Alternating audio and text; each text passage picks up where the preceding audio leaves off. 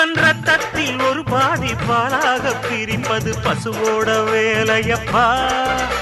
அது பிரித்தாலும் பாலோடு தண்ணீரை கலப்பது மனிதனின் மூளையப்பா.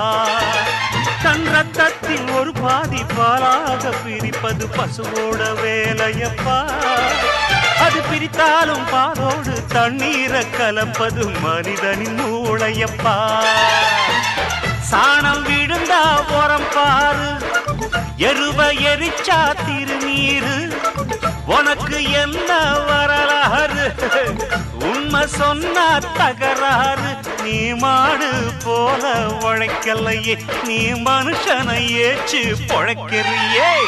வந்தேண்ட பால்காரன் அடடா, பசு மாட்டை பத்தி பாட போறேன், புது பாட்டு கட்டி ஆட போறேன்.